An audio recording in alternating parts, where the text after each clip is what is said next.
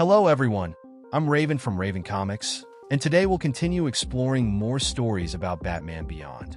We've seen the return of several characters in the future, but we still need to find out what happened to others, like the real Joker. We begin decades from now.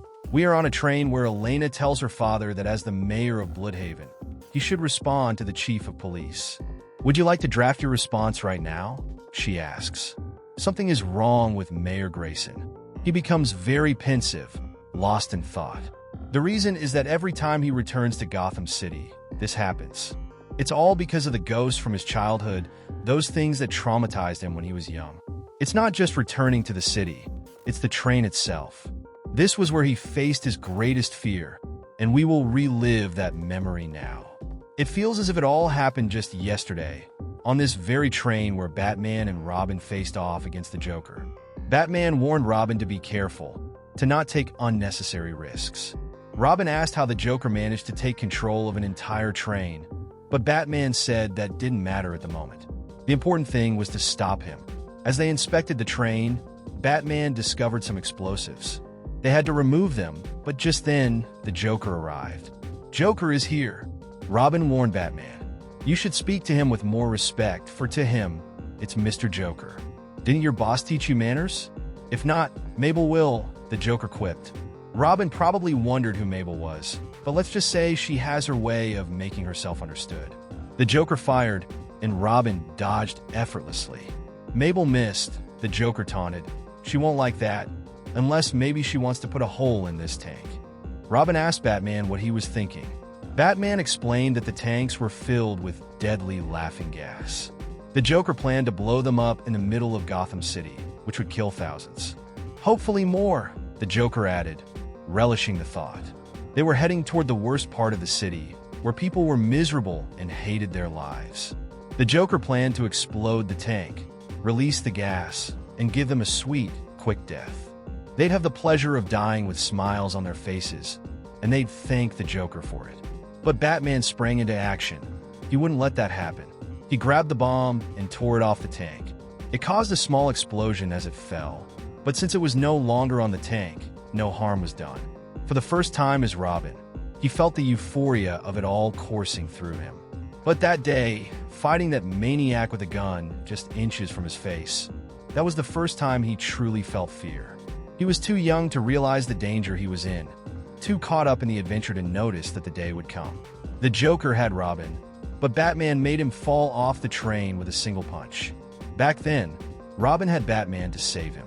But what happens when Batman doesn't save Robin? Well, then we have the events that happened with Jason Todd. That's why Dick Grayson didn't want his daughter, Elena, to be involved in all of this. He felt she should find other ways to contribute to society. To his daughter, this seemed a bit unfair, but what Dick Grayson wanted was for her to have a safe life. Dick was about to tell her something about her mother, but Elena interrupted him. It's not necessary, I know, she said. Enough of the past. We need to worry about the present. And why are we going to Gotham in the first place? Now we shift to the Batman and Robin of the future. Matt asks Terry what will happen when he has a really good question. Batman tells him that no matter how new he is at this, it's not feasible. They both proceed to the crime scene. The truth is, Terry doesn't like it at all and isn't thrilled about the world knowing about him. It's better to keep the existence of a Robin under wraps. They arrive, and Robin introduces himself to Commissioner Gordon. Batman asks about the situation, and Barbara tells him that this is something out of the ordinary, even for Gotham City. Batman says it's hard to surprise him.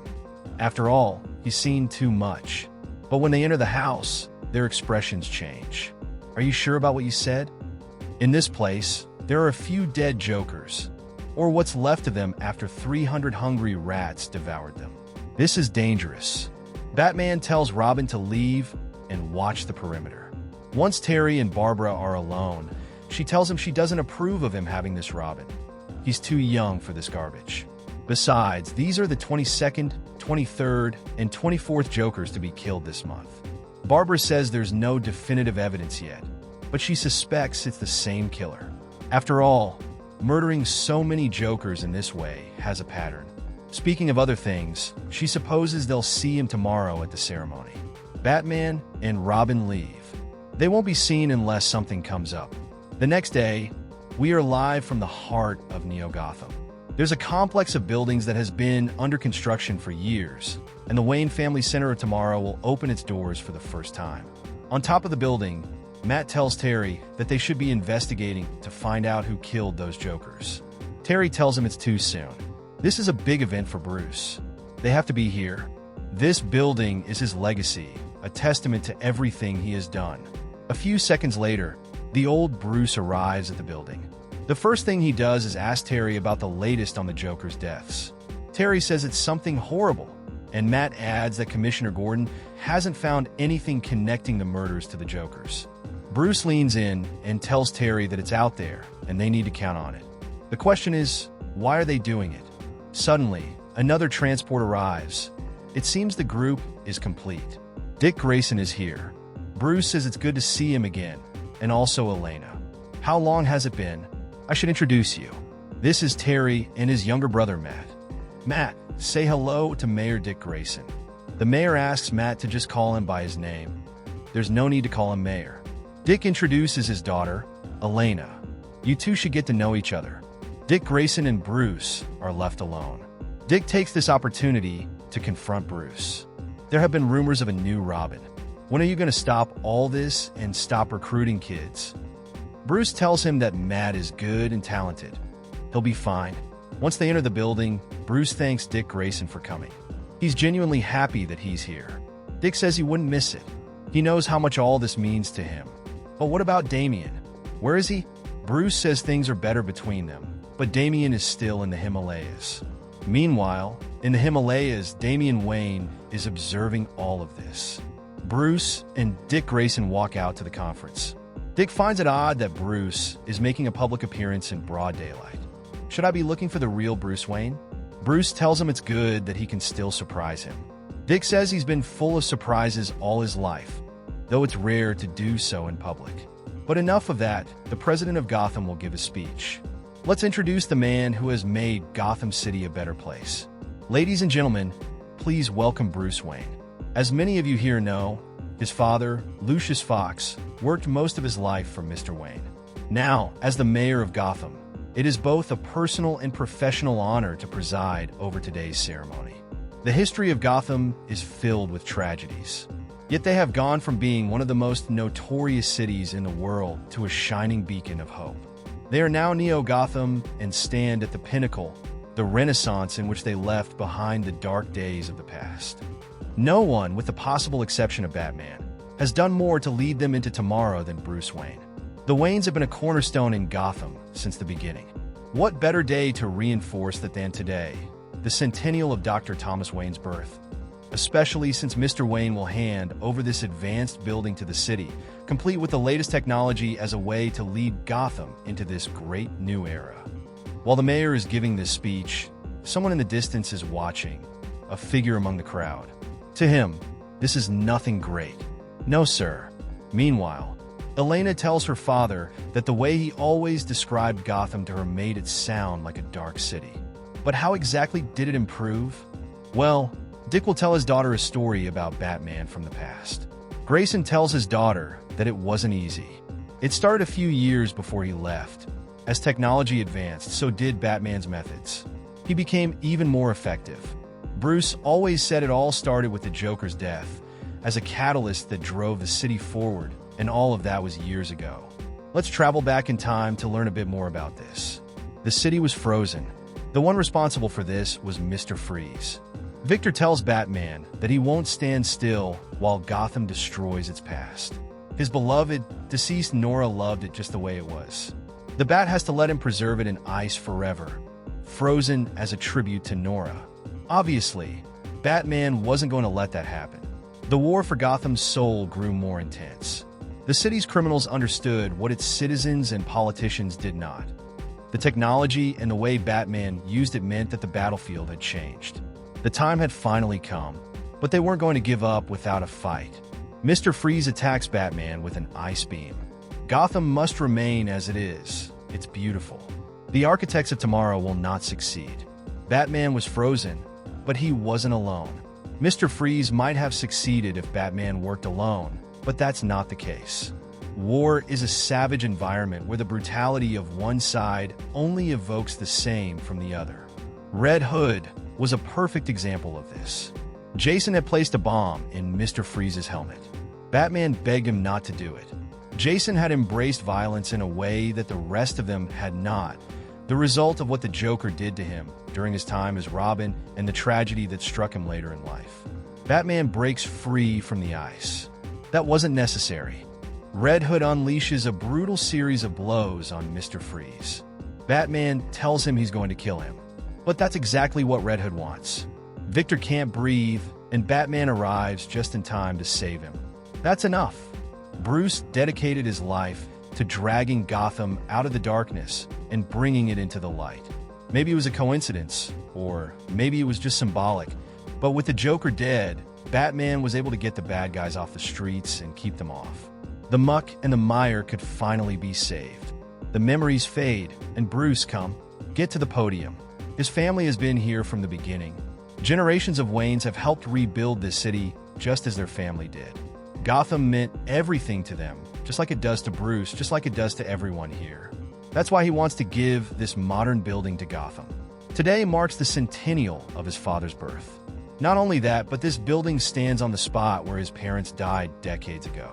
He likes to think of it as something that marks his past.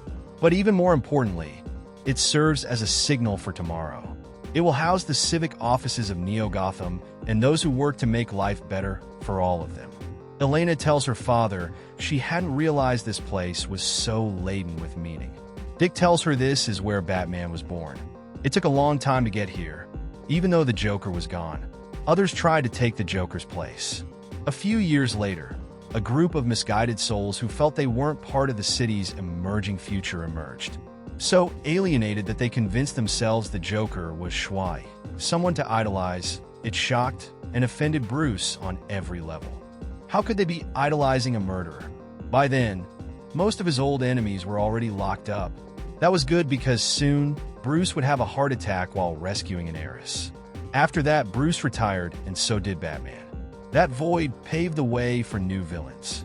Gotham returned, until one night, years later, when a young man named Terry McGinnis saved Bruce's life and rose above and beyond the call to become the new Batman.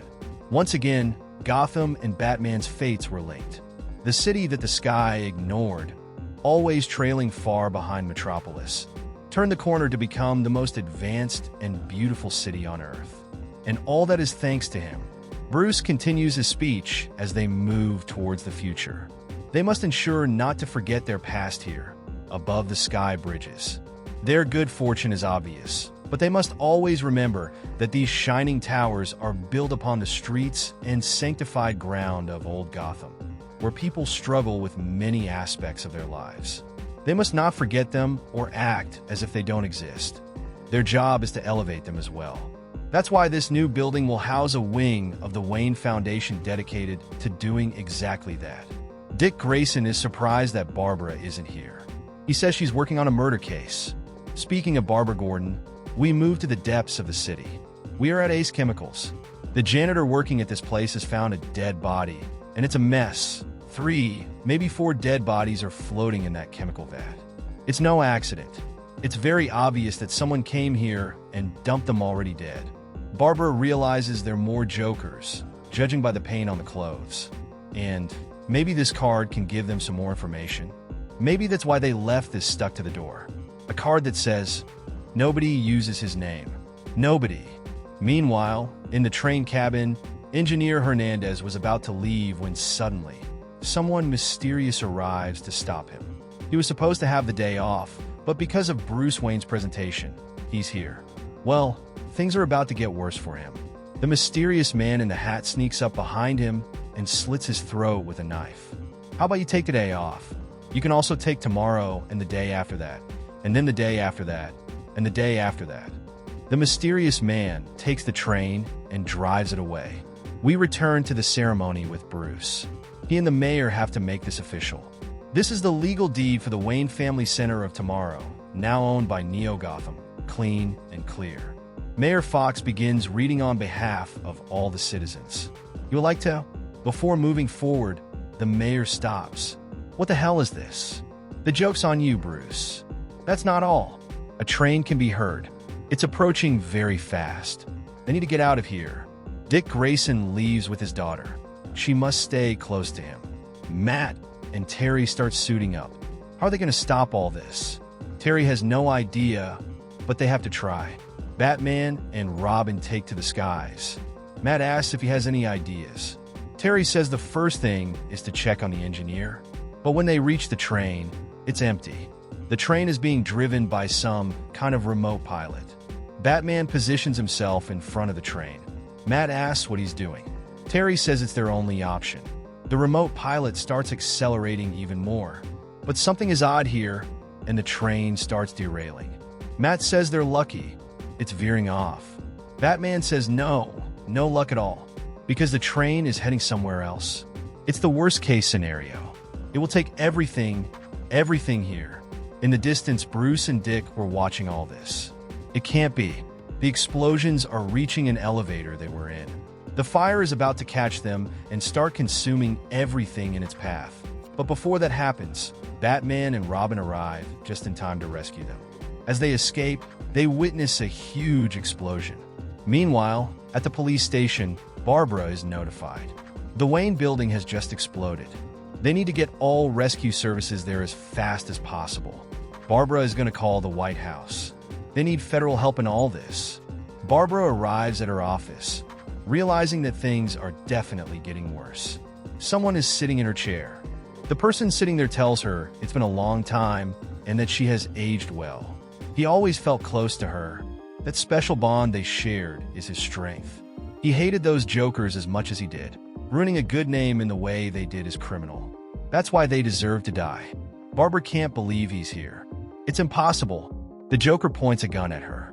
Why are you so shocked? Are you telling me Bruce never told you that I'm alive? Thank you very much for watching this video. Don't forget to comment, like, and subscribe for more content like this. I'm TJ Prime, and see you in the next video.